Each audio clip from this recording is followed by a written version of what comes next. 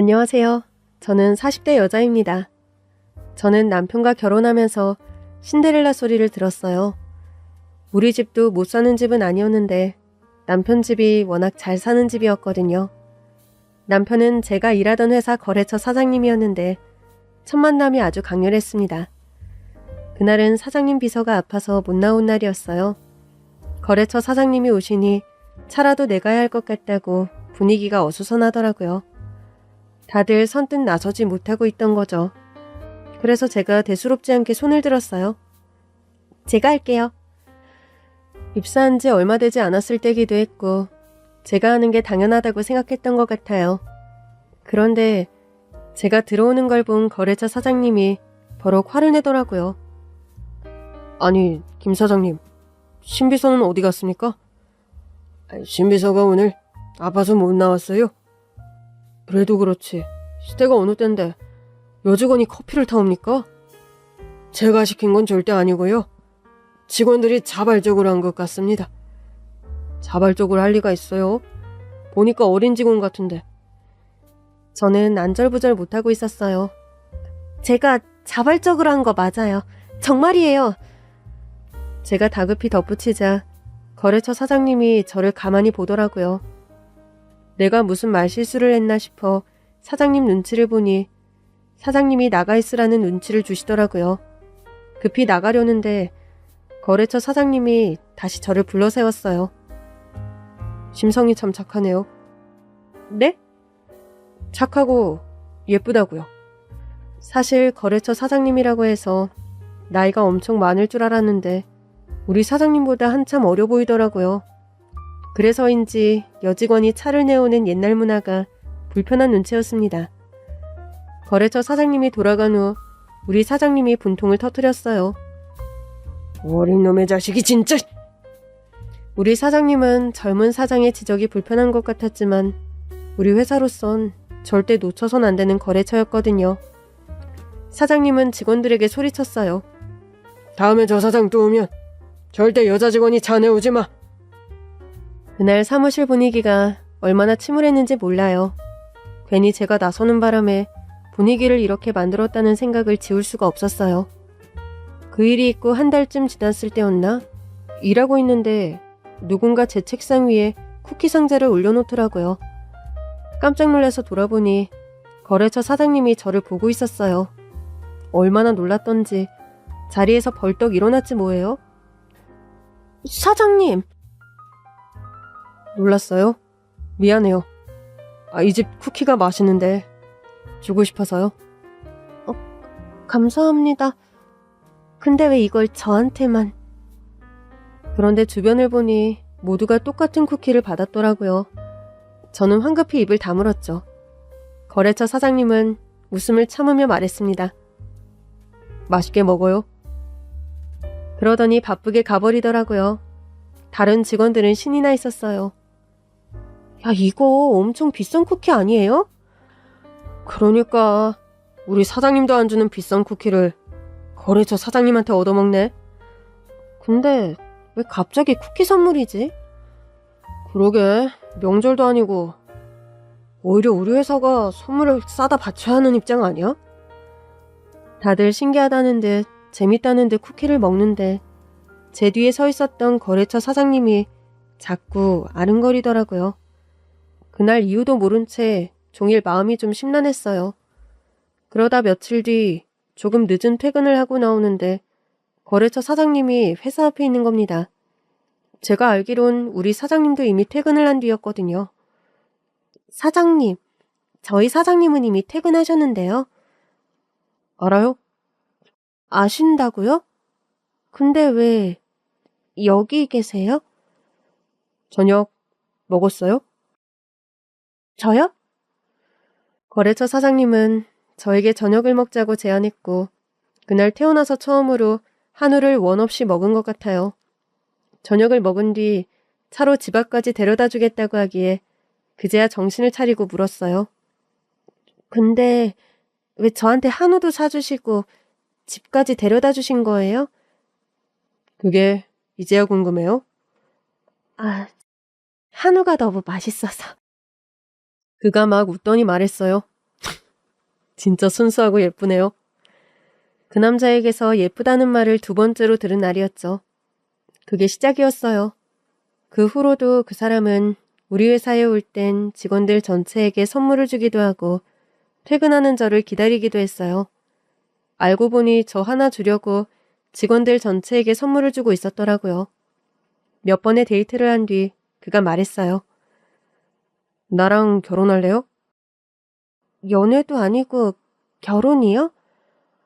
어차피 결혼할 건데 연애로 시간 낭비할 필요 있어요? 그 남자의 돌직구가 제대로 제 가슴에 꽂혔어요. 결국 결혼을 결심하게 됐죠. 그의 집에 인사를 드리러 갔는데 그런 집은 드라마 속에서나 보는 줄 알았거든요. 저택이 눈앞에 있는 겁니다. 제가 들고 간 꽃바구니가 초라하게 느껴질 정도로 정원에는 온갖 종류의 화려한 꽃들이 피어 있었어요. 제가 위축된 게 보였는지 남편이 제 손을 꼭 잡더라고요. 집이 좀 크지? 그래봤자 사람 사는 집이야. 그렇게 남편의 손을 잡고 집 안으로 들어갔을 때 시어머니가 수수한 모습으로 저를 맞아주셨어요. 화려한 차림으로 계시지 않을까 예상한 것과는 완전히 반대였죠. 어서와. 오늘아 수고 많았지? 제가 꽃바구니를 사왔는데 너무 초라한 것 같아요. 예쁘기만 하구만. 내가 가장 좋아하는 꽃이야. 내 화장대 옆에 갖다 놔야겠다. 정말요? 아주 마음에 드는데? 소탈한 시어머니 덕분에 긴장이 좀 풀렸어요. 그러나 시아버지는 결코 만만한 분은 아니었죠. 그래. 앞으로 남편은 어떻게 내조할 생각이니? 네? 그게... 아버지, 저 내조바라고 결혼하는 거 아니에요? 그것도 아니면 뭐하러 너보다 처지는 여자를 만나? 처지다뇨. 제가 첫눈에 반했으니까 우리 관계에선 제가 약자예요. 뭐야, 사는 놈이 배포도 없이 그냥 첫눈에 반한 여자랑 결혼한다고? 네, 아버지도 어머니한테 첫눈에 반하셨잖아요. 순간 시아버지도 별 말씀을 못 하시더라고요. 하여튼 부전자전이라더니. 시아버지 역시 그 말씀을 끝으로 더는 저에게 적대적인 태도를 보이지 않으셨어요. 한마디로 통과된 거죠. 그렇게 남편과 성대한 결혼식을 치르자 신데렐라 소리가 나온 거죠. 그러거나 말거나 남편과의 결혼은 행복 그 자체였어요. 시아버지는 늘 바쁘셔서 자주 뵐 수 없었고 시어머니는 저를 정말 예뻐해 주셨어요. 종종 시댁에 가면 시어머니께서 저택 여기저기를 구경시켜 주셨는데 시어머니의 손길이 닿지 않은 곳이 없더라고요. 우리 집은 세대 분리가 가능해. 이쪽은 아예 별도의 공간처럼 쓸 수 있어. 그러면서 저택의 구조가 세대 분리가 가능하다는 이야기도 해주셨는데 마치 합가를 원하시는 것 같은 느낌이 들더라고요. 사실 시부모님께 인사를 드리러 온 날 집을 보고 가고 있었거든요. 아무래도 부잣집이고 집도 이렇게 크기에 시부모님을 모시고 살아야 할지도 모른다고요. 인사를 드리고 남편이 집에 바래다 줄 때 물어봤어요. 자기야, 우리 합가해서 살아야 하는 거지? 응? 아니야. 우리 신혼집 계약했어. 진짜? 자기한테 보여주고 할까도 했는데 선물로 주고 싶어서. 진짜로 따로 산다고? 당연하지. 우리 신혼이잖아. 시댁에서도 찬성하셨다는 말만 믿고 남편을 따랐는데 시간이 지날수록 시어머니가 은연중에 합가를 바라는 뉘앙스를 풍기시더라고요. 어머니, 저희 들어와서 살까요? 그런 얘기 절대 하지 마. 네? 이 남편한테 절대 하지 말라고. 내가 원했다고 하면 화낼 수도 있어. 에이, 설마요. 설마는 무슨. 너희들 결혼할 때 합가하라고 했다가 절연하겠다는 소리까지 들었어. 네? 아니, 왜요? 저는 합가해야 하는 거 아니냐고도 물었었는데. 그랬어? 난 또 네가 싫어하는 줄 알았지. 그런 건 아니었어요. 그래, 네 남편도 그렇게 말은 안 했어. 근데 그러더라고. 네가 원하지 않으면 끝까지 합가 안 한다고. 하여튼 지 아버지랑 똑같아. 마누라밖에 모르는 바보. 그래서 저한테 계속 저택 여기저기를 보여주셨던 거예요? 네가 보고 좋아했으면 해서. 결국 너희들이 살 집이잖아. 그렇게 얘기를 들으니 저도 저택에 더 관심을 가져야겠다는 생각이 들더라고요. 언젠가는 내가 이 집에서 살게 되겠구나 싶어서요. 지금와 생각해보면 참 신기해요. 늘 보던 시댁이었는데 그날 불현듯 그 집이 다르게 보이기 시작했으니까요. 그날이 있고 오래 지나지 않아 시아버지가 돌아가셨어요. 시아버지가 돌아가시고 나니 혼자 그 큰 집에 있는 시어머니가 마음에 걸리더라고요. 그래서 남편에게 말했죠. 여보, 우리 합가하자. 그래도 괜찮겠어? 그럼 난 결혼 전부터도 물어봤잖아. 어머니 혼자 너무 적적하실 것 같아. 하루라도 빨리 들어가자. 남편도 이번에는 두 말 않고 제 뜻을 따라주더라고요. 남편 역시 혼자 계신 어머니가 걱정되면서도 저한테 말을 못하고 있었던 거죠. 합가를 결정하자 시어머니는 너무나 좋아하셨어요. 우리 며느리 정말 고맙다. 저 많이 부족할 거예요. 할 줄 아는 것도 없고. 네가 할 거 하나도 없어. 여기 일하는 사람들도 다 있고 너희가 쓸 공간은 나랑 아예 다른 집이나 다름없고. 그래도 한 집에 사는데 밥도 같이 먹고 그래야죠.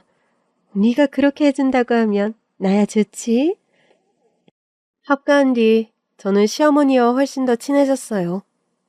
아침도 같이 먹고 저녁도 같이 먹고 바쁜 남편 대신 시어머니와 더 많은 시간을 보내게 됐죠. 그러다 보니 종종 전에는 몰랐던 시어머니의 모습도 볼 때가 있었어요. 하루는 시어머니께서 너무 울적해 보이더라고요. 돌아가신 시아버지 생신도 아니었고 기일은 더더구나 아니었는데도 그래서 좀 이상했어요. 어머니, 혹시 무슨 일 있으세요? 아니야. 그냥 생각이 좀 많아서 그래. 무슨 생각을 그렇게 하시는데요? 응? 그냥 뭐, 이 나이쯤 되면 이런저런 생각이 많아져. 너도 나이 들어보면 알 거다. 시아버지도 돌아가셨으니 불쑥불쑥 더 적적하신가 싶더라고요. 그나마 우리 애들이 있을 땐 덜하신 것 같아서 아이들을 자주 본체에 보내기도 했어요. 그렇게 좀 안정이 되나 싶었는데 어느 날부턴가 시어머니가 말씀도 없이 집을 비우시기 시작했어요. 아주머니, 어머니는 어디 가셨어요? 말씀도 없이 나가셔서 저희도 잘 모르겠어요. 차는요? 직접 운전하고 나가신 것 같아요. 최 기사도 따라오지 말라고 했대요. 그래요? 뭔가 미심쩍었지만 일하는 사람들에겐 티를 내고 싶지 않아서 일단 담담한 척했죠. 그 후도 시어머니는 종종 행방을 알 수 없는 외출을 하셨고 결국 시어머니께 물었습니다.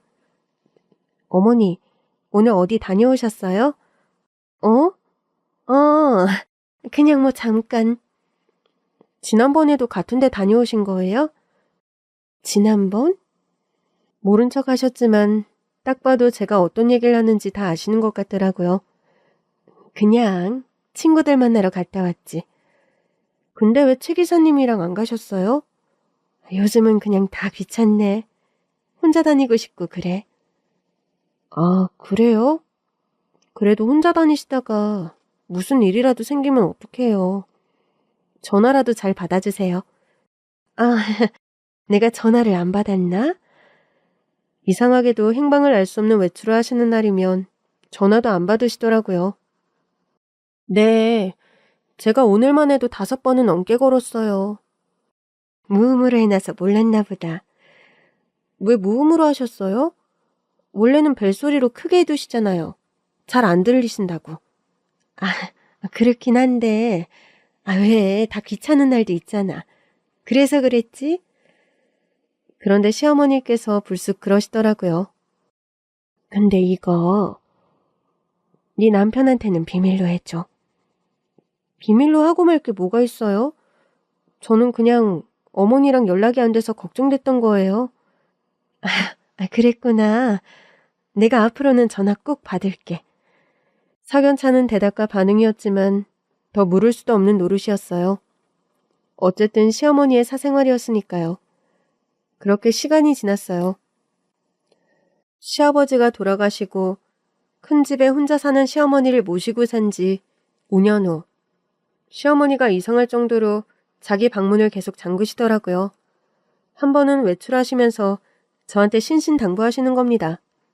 절대로 나 없을 때 내 방 열어보지 마. 그러면서 방문까지 걸어 잠그고는 외출을 하시는 겁니다. 아무래도 이상하더라고요. 결국 수상한 마음에 CCTV를 달았는데 글쎄 시어머니의 침대 밑에서 한 남자가 기어나오는 겁니다. 저는 경악했고 같이 보던 남편은 대성통곡하기 시작했어요. 어떻게 이런 일이 있을 수 있지? 바로 전날 시어머니께서 화장실에 가신 틈을 타서 제가 CCTV를 설치하고 왔거든요. 설치하기 전 남편에게 그간 얘기하지 않은 시어머니의 행방에 대해 털어놨었어요. 우리 어머니가 최 기사 아저씨도 없이 외출을 하셨다고? 직접 운전해서 다녀오신다고 했대. 운전하는 거 안 좋아하셔서 웬만해선 최 기사 아저씨랑 같이 다니시는데. 혹시 언제부터야? 5년 전. 그렇게 오래됐다고? 5년 전에 종종 그러시길래 어디 다녀오셨냐고 물어본 적 있었어. 그냥 친구들 만나고 왔다고 하셔서 그 이상은 안 물었어. 어머니도 사생활이 있으실 거라고 생각했거든. 그럼 그 사이엔 외출을 안 하셨어? 그 후로는 늘 최 기사님이랑 같이 다니셔서 이제는 의심받을 일을 하고 싶지 않으신가 보다 했지. 근데 이번엔 갑자기 안방문을 잠그고 다니시네? 이상하긴 하네. 한 번도 그러신 적이 없는데. 어떡하지? 외출할 때는 아예 잠그고 다니시는데 막무가내로 열기도 좀 그렇잖아. 어머니 방인데.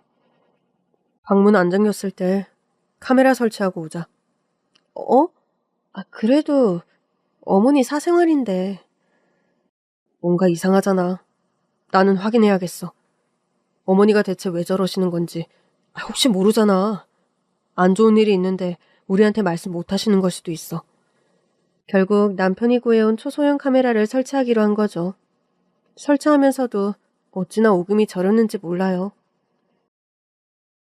근데 이상하네. 한참을 울던 남편이 불현듯 중얼거리더라고요. 뭐가?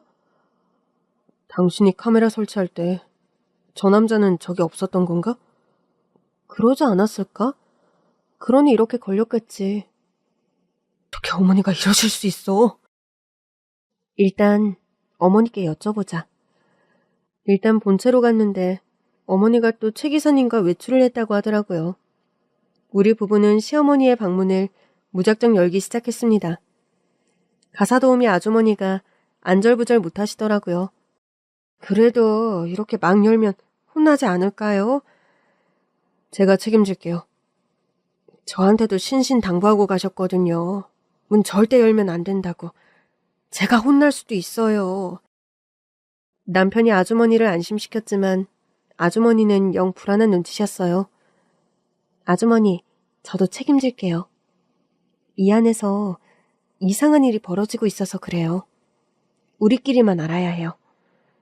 제 얘기를 들은 아주머니는 그제서야 놀란 눈으로 고개를 끄덕이셨어요. 이윽고 남편이 방문을 거세게 열었을 때였어요. 역시나 안에는 아무도 없더라고요. 시어머니 방 창문 밖은 다른이라는 분에게 지키게 했거든요. 그쪽에서도 소식이 없다는 건 침대 밑에서 나온 남자가 아직 방 안에 있다는 뜻이었어요.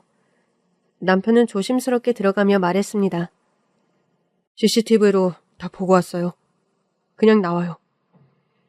남편은 조심스럽게 침대 밑을 살피더니 고개를 저었습니다.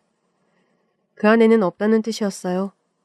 그 다음 남편이 방 안 화장실 문을 열려던 그 순간이었습니다. 잠겨있네?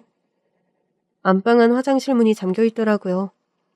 남편은 확신에 찬 얼굴로 문을 두드리며 말했어요. 안에 있죠? 이렇게 버텨봤자 결국 문 열 거니까 그냥 나오죠? 남편은 이번에도 문을 부술기세였습니다. 3살 동안 안 나오면 이 문 부숩니다. 그렇게 나오는 게 더 창피하지 않겠어요? 혹시 옷 안 입고 있는 거면 수건이라도 두르고 나와요. 일단 나온 다음 옷은 입게 해줄 테니까. 안에선 대답이 없었어요. 결심한 듯 남편이 화장실 문을 발로 차려던 그때였습니다. 문이 열리더니 웬 젊은 남자가 고개만 내밀더라고요. 알겠어요. 나갈게요. CCTV로 본 남자와 똑같은 남자가 고개를 내밀자 남편의 얼굴이 일그러졌어요. 당신 누구야? 그게 말하지 말라고 하셔서. 우리 어머니가? 네. 너 나이 많은 부잣집 여자들 등쳐먹는 거야? 네? 그런 거 아니에요. 그런 게 아니면 네가 왜 우리 어머니 침대 밑에서 기어나와? 집 비우실 땐 꼭 침대 밑에만 있으라고 하셨어요. 혹시라도 누가 들어올까 봐. 근데 제가 화장실이 급해서 그만. 언제부터 여기 있었어? 좀 됐어요. 남편은 도우미 아주머니에게 물었어요. 혹시 방으로 식사 가져다 드린 적 있어요? 예, 있어요. 피곤해서 방에서 드신다면서 많이 출출하니까 2인분 양으로 가져다 달라고 하셨어요. 남편이 그 남자를 보며 물었어요. 그 밥 같이 먹었어요? 예. 진짜 어이가 없네. 남편은 폭발 직전이었고 제가 나서야 했습니다. 혹시 우리 어머니 언제부터 만났어요? 그게 처음 본 건 5년 전이요. 저는 놀라서 남편을 봤습니다. 남편이 버럭 화를 냈어요. 너 대체 뭐야? 뭔데 우리 어머니한테 접근한 거야? 제가 접근한 거 아니에요. 먼저 찾아오셨어요. 뭐? 저도 처음엔 어리둥절했어요. 믿기지도 않았고요. 뭐가 안 믿기는데? 우리 어머니 같은 부잣집 사모님이 너 같은 천박한 놈을 만나러 온 게 믿기지 않았다는 거야? 그게 나는 몰랐어요. 뭘 몰랐다는 거야, 이 자식아? 그분이 제 엄마인지 몰랐다고요. 그 순간 저를 포함해 남편은 물론 일하시는 분들까지 경악하고 말았습니다. 저기요, 그게 무슨 소리예요? 그러니까 그쪽이 우리 어머니 아들이라고요? 걔 아니면 제가 왜 여기 있겠어요? 저도 5년 동안 버티다 온 거예요. 어머니가 저랑 같이 살고 싶다고 하셔서. 아니, 이게 다 무슨 소리야? 말도 안 돼. 너 거짓말하지 마. 그런 식으로 둘러대면 뭐가 달라질 것 같아? 거짓말 아니에요. 진짜라고요. 나도 몰랐어요. 나는 내가 그냥 고아 출신인 줄 알았다고요. 아무래도 이야기가 심상치 않았어요. 저는 남편을 설득했습니다. 여보, 일단 자리를 좀 옮기자. 거실로 가서 제대로 앉아서 얘기해. 그리고 아주머니, 그리고 다른 분들은 자리를 좀 피해주세요. 우리 집으로 가서 계시면 좋겠어요. 예, 사모님, 그럴게요. 오늘 들은 얘기는 일단 함구하세요. 다 밝힌 다음에 일하시는 분들께도 다시 설명해 드릴 테니까요. 그렇게 저와 남편, 그리고 시어머니의 아들이라고 주장하는 남자의 삼자 대면이 시작됐어요. 어머니가 전화를 안 받으시네. 우리 어머니 어디 가셨어? 남편은 그 남자에게 물었고 그 남자는 시어머니의 행방도 알더라고요. 제 집 정리하는 거 보러 가셨어요. 제가 지낼 집 얻어주셨거든요. 너 우리 엄마한테 집도 얻어냈어?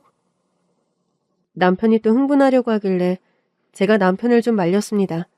여보, 당신은 좀 가만히 있어봐. 저기 혹시 친자 확인도 한 건가요? 5년 전에 다 했죠. 어머니가 어디로 찾아오신 거예요? 공사판에서 일하고 있는데 찾아오셨더라고요. 절 보자마자 막 우셔서 당황했었어요. 고아원에서 자란 거예요? 네. 워낙 어릴 때부터 고아원 생활을 해서 부모님이 있을 거라고도 생각을 못했어요. 사는 게 어려웠겠네요. 그냥 외로웠죠. 세상에 혼자 있는 것 같았으니까. 저도 모르게 짠해서 그렇게 말했더니 남편이 화를 내더라고요. 당신은 이 자식 말을 믿어? 어머니가 친자 확인까지 하셨다잖아. 어머니도 꼼꼼하신 분이야. 이 큰 살림을 다 맡아서 하셨을 정도로. 확신이 있으니까 만나셨을 거고 집까지 데리고 오셨을 거야. 그게 여기서 계속 지내려고 한 건 아니고요. 제가 공사판에서 일하다가 사고가 나서 오랜 기간 입원을 했었어요. 원래는 허리를 잘못 다쳐서 하반신을 못 썼는데 엄마가 포기하지 않고 치료한 덕에 완치됐어요. 퇴원하고 당분간만 여기 있으려고 했고요. 엄마가 당분간이라도 돌봐주고 싶다고 하셔서. 그런 사람이 침대 밑에 들어가 있으면 어떡해요. 엄마가 아들이랑 며느리가 아는 거 겁나신다고 많이 놀라고 실망하실 거라고 두려워하셨거든요. 조금 뒤 제 휴대폰으로 시어머니가 전화를 걸어오셨고 저는 집으로 얼른 오시라고만 말씀드렸어요. 사실을 알고 오시면 행여나 무리하실까봐 걱정됐거든요. 집으로 돌아오신 시어머니는 거실에 앉아있는 우리 셋을 보고는 화들짝 놀라셨습니다. 설마 했는데. 어머니, 죄송해요. 제가 어머니 몰래 안방에 CCTV를 설치했어요. 뭐? 시어머니는 다리에 힘이 풀리셨는지 바닥에 주저앉으셨어요. 뒤에 서 있던 최 기사님이 어머니를 부축했습니다. 그런데 최 기사님도 놀라는 눈치가 아니더라고요. 혹시 최 기사님은 다 알고 계셨어요? 예, 사모님이 도와달라고 하셔서 저는 사모님 회장님께 받은 도움이 많아서 비밀을 지켜드려야 했습니다. 그랬군요. 애미야, 내가 잘못했다. 아들, 내가 미안해. 시어머니는 우리 부부에게 사과하셨지만 남편은 대답이 없었어요. 어머니, 아무리 그래도 이건 아니죠. 알아. 내가 잘못한 거야. 내가 잘못했다.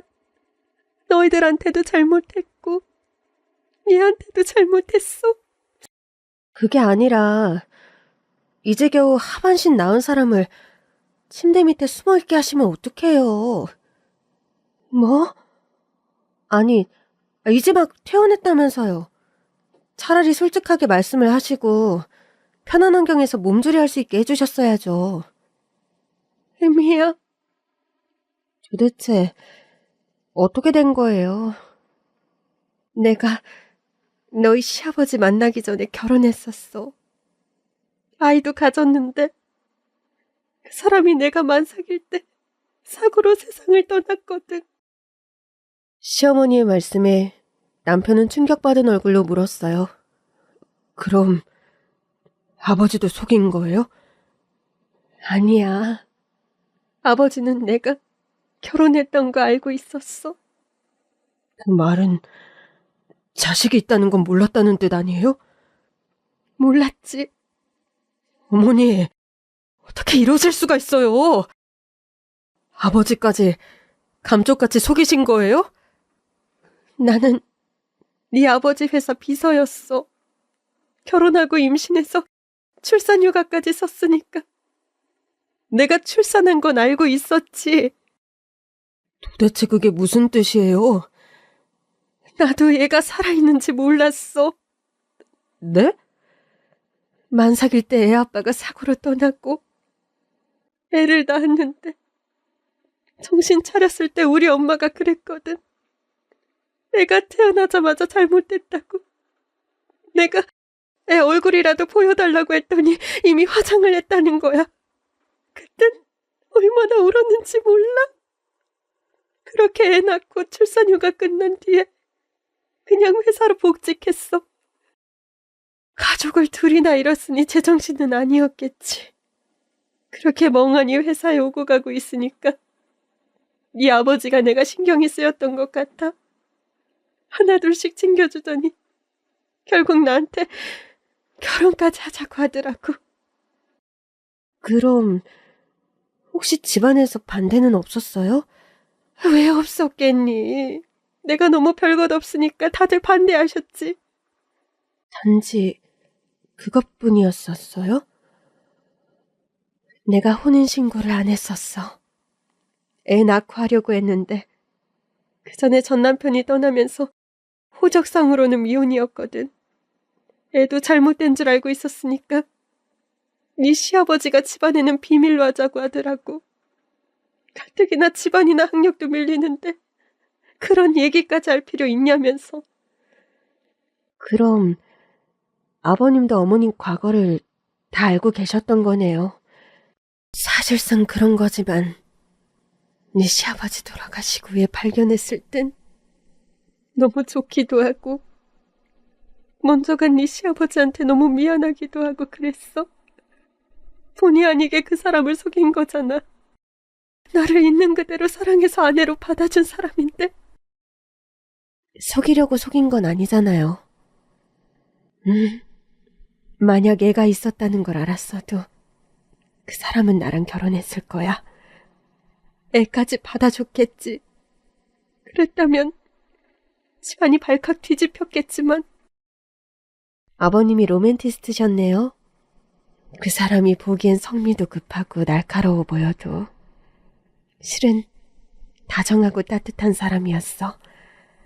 얘기를 듣던 남편도 점차 누그러지더라고요. 그럼 이 사람이 저보다 형이에요? 지금껏 그 남자에게 반말을 찍찍했던 남편은 당황한 듯 했습니다. 그렇지. 너보다 2살이나 많은걸? 편하게 하세요. 2살이 많든 5살이 많든 우린 아버지도 다르고 내가 한참 모자란 건 사실이니까. 무슨 말씀을 그렇게 하세요? 한 배에서 나왔잖아요. 그렇게 말하면 우리 어머니가 섭섭하지 않겠어요? 그래, 내가 비록 애들한테 진실을 말하기가 어려워서 속이긴 했지만 네가 부족하다거나 창피해서 그런 게 아니야. 우리 집 나름의 평화가 있었는데 그걸 깨는 게 두려워서 그랬어. 나한테는 너희 둘 다 세상에서 가장 귀한 내 새끼들이니까. 이건 모두에게 상처죠. 아니, 형이 얼마나 섭섭했겠어요. 아니에요. 저는 엄마가 제 존재를 알고 찾아와 주신 것만으로도 좋았어요. 물론 처음엔 거부했었지만. 맞다. 어머니는 어떻게 아신 거예요? 친정엄마가 돌아가시기 전에 알려주시더라고. 임종 앞두고 호스피스에 계셨는데 내내 의식이 없으시다가 마지막으로 의식이 돌아온 때가 있었어. 나한테 입모양으로 뭐라고 얘기를 하시길래 귀를 갖다 댔더니 그러시는 거야. 살아있다고. 처음에는 엄마가 아직 살아있다는 뜻인 줄 알고 엄마 아직 살아있다. 더 오래 살 수 있다 그랬더니 엄마가 다시 그러시는 거야. 네 아들 살아있다고. 바로 알아들으셨어요? 처음엔 네 남편 얘기하는 줄 알았어. 그만큼 첫째는 당연히 이 세상에 없는 애인 줄만 알았으니. 근데 엄마가 잠든 걸 보고 병실을 나오는데 번뜩 첫째 생각이 나는 거야. 얼마 싶어서 안 믿다가 엄마가 깨면 다시 얘기해야겠다 했는데 꼭 그날 밤에 돌아가셨지. 그럼 그냥 느낌으로 아신 거네요? 느낌이 와서 그때부터 당시 우리 집에서 일하던 식모 아줌마부터 기사 아저씨 다 찾아봤어. 그러다 기사 아저씨를 찾았는데 아저씨가 엄마가 시켜서 애를 고아원 앞에 버렸다고 자백하시더라고. 그 얘기하시면서 잘못했다고 어찌나 우시던지.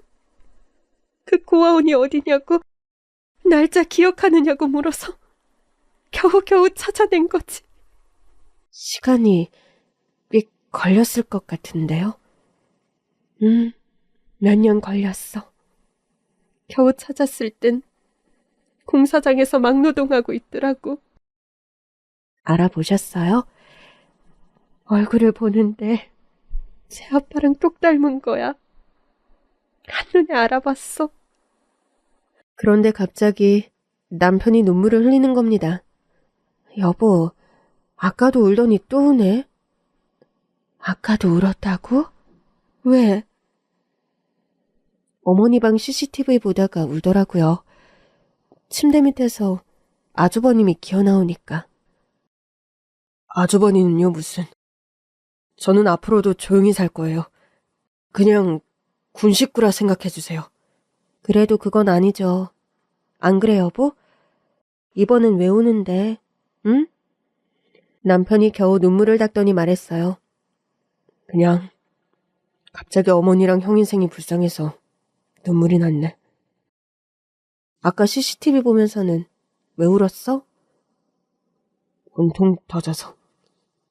내 침대 밑에서 얘가 기어나온 게 그렇게 분통이 터졌어? 어머니 애인인 줄 알았어요. 뭐? 내가 설마 이렇게 새파랗게 젊은 남자를 만날까봐? 어머니가 애인을 집에 들였다고 생각하니까 갑자기 너무 속상하더라고요. 어머니가 새 남자 만날 수도 있죠. 근데 우리 몰래 저렇게 젊은 남자를 들였다고 생각하니까 내 인생이 부정당하는 기분이라 눈물이 났어요. 여보, 그건 좀 너무한 거 아니야? 앞으로 어머님이 다른 분 만날 수도 있는 거잖아. 그건 괜찮아. 어머니도 좋은 분 만나서 재혼하실 수 있지. 근데 오죽 떳떳하지 않으면 침대 밑에 숨겨놨을까 싶고, 그런 남자를 만났다는 것도 믿기지가 않으니까 날 낳고 키워주신 어머니가 내가 알던 사람이 아니었나 싶어서 그랬어. 재혼은 무슨, 나 재혼 생각 없어. 어머니 왜요? 좋은 분 있으면 하셔도 되죠. 너무 여자 입장에서 생각했나요? 제가 남편과 아주버니 눈치를 살피니까 아주버니가 그러셨어요. 저도 찬성이에요.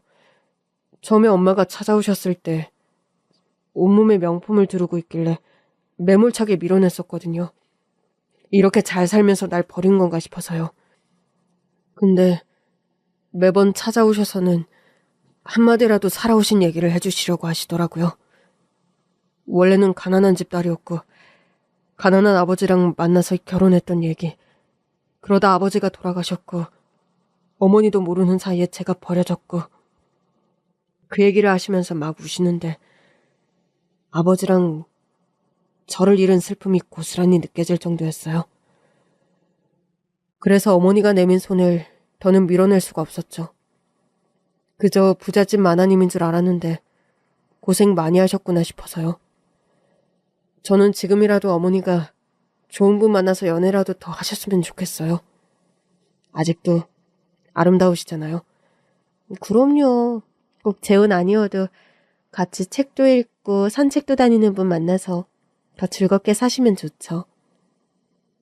저도 아주버님 덕분에 몰랐던 사연 알게 됐어요. 어머니가 새롭게 보여요. 나도 잊고만 살았어.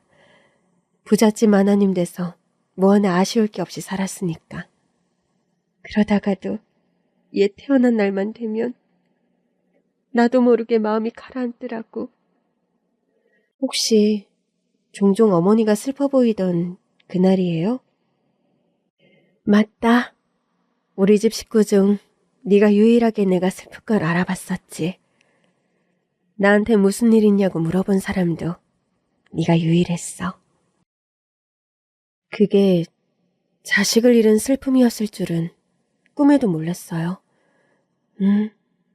얘를 찾은 뒤였는데도 그날이 되면 습관처럼 슬프더라고. 얘가 고아원 출신으로 혼자 살아왔을 시간을 생각하면 비통하기도 하고. 먼저 하늘로 간 우리 친정엄마가 원망스럽기도 하고. 좀 진즉에 알려주지 싶어서. 그러자 아주버니가 어머니의 손을 꼭 잡더라고요. 외할머니 너무 원망하지 마세요. 그래도 마지막이라도 알려주신 덕분에 이렇게 다시 만났잖아요. 그렇게 말해주니 고맙다. 생각해보면 나야 네가 이 세상에 없다고 생각했으니 비통해도 그냥 살았지만 할머니는 그걸 다 알고도 숨기고 사느라 많이 힘들었을 것 같아. 그러셨을 거예요. 너도 외할머니 조금만 용서해줘. 유품 정리하는데 너 태어났을 때 찍은 사진을 갖고 계셨더라고. 정말요? 응. 그리고 나중에 통장 내역 확인해보니 내가 드린 용돈으로 네가 자란 고아원에 기부도 하고 계셨더라. 이 얘기는 처음 들어요. 일부러 안 했어. 널 버린 외할머니인데 좋은 얘기하면 네 마음만 상할까봐. 오히려 위로되는데요? 나는 늘 혼자라고 생각했는데 외할머니가 날 기억하고 있었던 거잖아요. 나 대신 뭐라도 해주고 싶으셨겠지. 근데 또 딸내미가 부잣집으로 시집가니까 티는 안 나게 하시려고 무척 애쓰셨을 거야. 엄마가 남은 평생 대신 사과할게. 그러지 마세요. 저 아무도 원망 안 해요. 엄마 덕분에 이렇게 멀쩡히 걸어다니고 있잖아요. 엄마가 저 안 찾으셨으면 비싼 치료를 어떻게 받았겠어요? 그럼 이제 내가 바라는 거 해줄 거야? 예? 갑자기 시어머니와 아주버니가 알 수 없는 얘기를 하시더라고요. 그게 뭔데요? 얘가 달이 낳으면 내 소원 하나 들어준다고 했거든. 엄마, 그걸 기억하고 있었어요? 당연하지. 내 소원은 그거라고 했잖아. 저 이제라도 공부해서 대학 가는 거요? 응? 얘기를 듣는데 너무 좋은 생각이더라고요. 아주버니, 너무 좋을 것 같아요. 왜 그러세요? 공부하고는 담 쌓고 살았었어요. 인제 와서 대학 공부를 어떻게 해요? 왜 못해요? 요즘은 할머니, 할아버지들도 대학 가는 시대예요. 그런가요? 제가 학원 알아볼게요. 아니면 아직 몸 회복이 덜 됐으니까 집에서 들으실 수 있게 할까요? 저 다 나왔어요. 할 거면 제대로 해야죠. 역시 우리 아주버니. 멋져요. 그날 밤 여자들이 잠든 후에도 남자들끼리 얘기를 계속하는 것 같더라고요. 다음날 남편 기분이 아주 좋아 보이는 겁니다. 어제 아주버님이랑 무슨 얘기했어? 형이 살아온 얘기? 고아원 나온 뒤부터? 고생을 보통 한 게 아니더라고. 안 해본 일이 없고 그래서 할 줄 아는 것도 많대. 그걸로 먹고 살아도 되는데 이제 와서 대학 공부를 어떻게 하나 막막하다고 그러더라고. 잘 설득해보지. 당연히 했지. 형이 알고 있는 그 모든 걸 대학 공부를 통해 더 잘할 수 있다고. 그래서 일단 학원은 다녀보겠다고 했어. 진짜? 어머님이 너무 좋아하시겠다. 저는 신나서 본체로 갔어요. 그런데 본체에 아주버님이 안 계시더라고요. 어머니, 아주버님은요? 내가 너 때문에 못 살겠다. 어쩜 그렇게 아주버님 소리를 아무렇지 않게 해? 남편 형이니까 아주버님 맞잖아요. 그래, 고맙다. 네 아주버님은 갔어. 네? 어딜요? 왜? CCTV로 짐 챙기는 거 못 봤어? 맞다. 카메라 뗄게요. 당연히 안 봤죠. 그거 녹화도 안 되게 돼 있어요. 그냥 실시간으로만 확인할 수 있는 거예요. 그나저나 어딜 가셨는데요? 설마 아예 가셨어요? 아직 몸도 성치 않으실 텐데. 몸 멀쩡해. 내가 얻어준 집으로 오늘 들어갔어. 혼자 오래 살아서 혼자 있는 게 가장 편하대. 좋은 짝도 찾아줘야 할 텐데. 대학도 보내야지. 결혼도 시켜야지. 할 일이 많다. 저도 도울까요? 네가 도와주면 나야 든든하지. 장가는 보내야 할 거 아니야. 그럼요. 일단 대학부터 잘 보내고 나서 찾아볼까 봐요. 그렇지. 안 그래도 오늘 바로 학원 등록한다고 하더라. 우리 아주버님 추진력이 굉장하신데요? 제 아빠를 닮은 것 같아. 이건 네 남편한테는 못하는 말인데. 뭔데요? 첫째 아빠가 불도저 같은 사람이었거든. 나한테 첫눈에 반해서 결혼까지 끌고 갔다는 거 아니야. 그럼 아주버님도 첫눈에 반하는 여자를 만나야 하는 거 아니에요?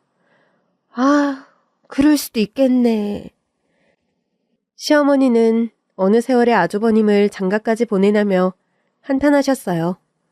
그러면서 우리 부부가 아이 낳고 알콩달콩 사는 걸 보실 때마다 큰아들 생각에 걱정을 많이 하시더라고요. 그 후로 10년이 지났어요. 시어머니의 걱정은 기우였습니다. 아주버님은 첫눈에 반한 여자를 만나 결혼까지 하셨어요.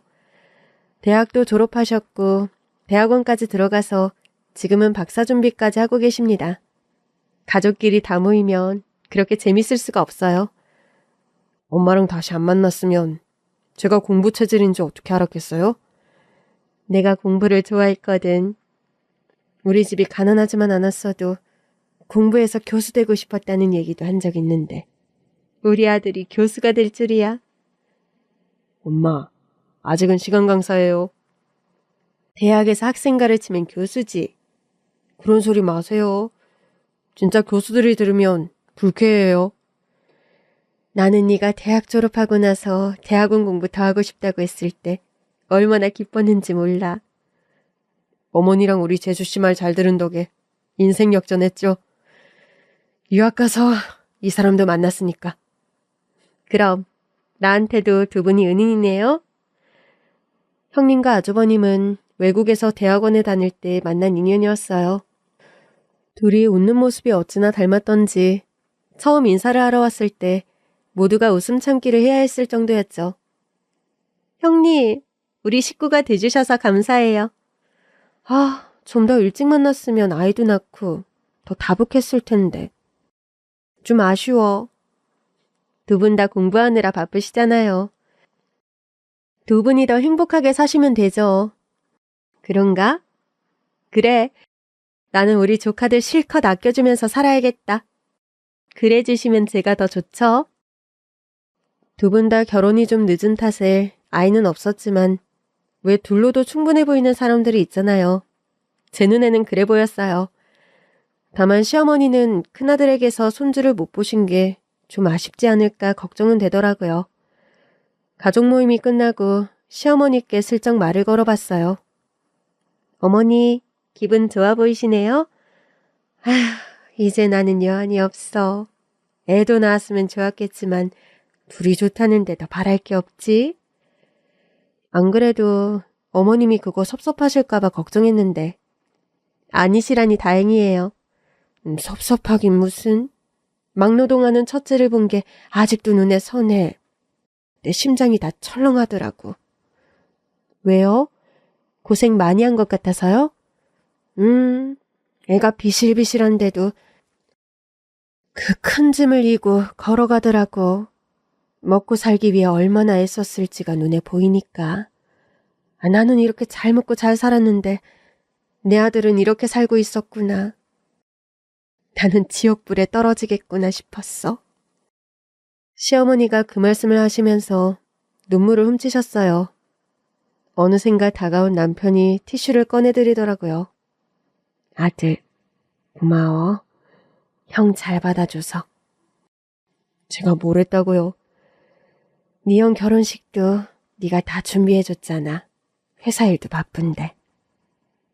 나는 우리 형이 회사 들어와서 나랑 경영권 싸움이라도 하면 어쩌나 했는데 교수가 되신 덕분에 자리는 보존했네요. 남편이 우는 시어머니를 달래려 농담을 하더라고요. 방법이 통한 건지 시어머니가 정색하며 그러셨어요. 말도 안 되는 소리? 그건 네 자리지. 아버지가 네가 자기 회사 대표 되는 걸 얼마나 보고 싶어 하셨는데.